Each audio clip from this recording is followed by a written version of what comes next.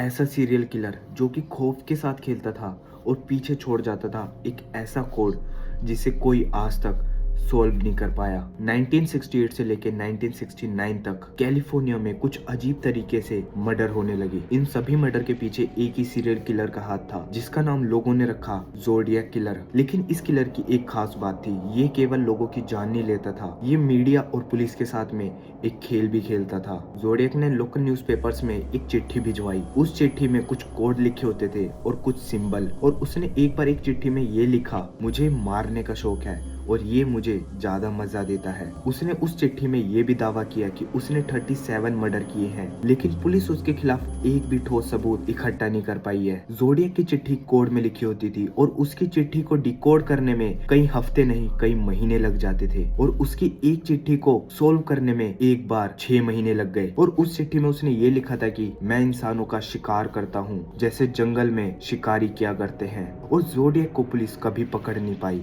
लेकिन 2020 में 50 साल बाद उसके एक लेटर जिसका नाम था 340 डेविड आर्चर और उसकी टीम ने डिकोड कर दिया। उस लेटर के कोड में उसने ये लिखा था, मुझे मौत से डर नहीं लगता क्योंकि मेरा अगला जन्म स्वर्ग में होगा। लेकिन असली सवाल ये है कि ज़ोडिएक कौन था? क्या वो एक अकेला इतने सारे मर्डर कर रहा था या फिर उसके साथ एक पूरा ग्रुप था? लोगों का ये भी कहना था कि ज़ोडिएक जिनका भी मर्डर करता था उनकी बॉडी पे कुछ अलग तरीके के सिंबल होते थे। कुछ की बॉडी पे उनके मरने से पहले से था और कुछ की बॉडी पे मरने के बाद में बनाया गया। वहाँ के लोकल लोगों का ये भी कहना था कि ज़ोडिएक सिर्फ उन लोगों को मारता था जो कि लोग लालची थे और जिनके ऊपर कहीं ना कहीं किसी को हरेसमेंट या फिर उनके ऊपर कोई संगीन इल्जाम थे, जैसे कि किडनैपिंग और मर्डर या फिर कोई रेप। जिन लोगों पे इस तरीके के इल्जाम लगे होते थे और वो लोग रिश्वत दे के बच जाते थे और कानून उन्हें सजा नहीं देता था, और इन्हीं बात का बदला लेने के लिए ज़ोडिएक उन लोगों को मारा करता था। कुछ लोग उसे रॉबिन हुड भी बोलते थे, लेकिन वहीं कुछ लोगों का ये भी कहना था कि ज़ोडिएक एक साइको किलर था, वो लोगों को सिर्फ अपने मजे के लिए मारता था। और कुछ लोगों का ये भी कहना था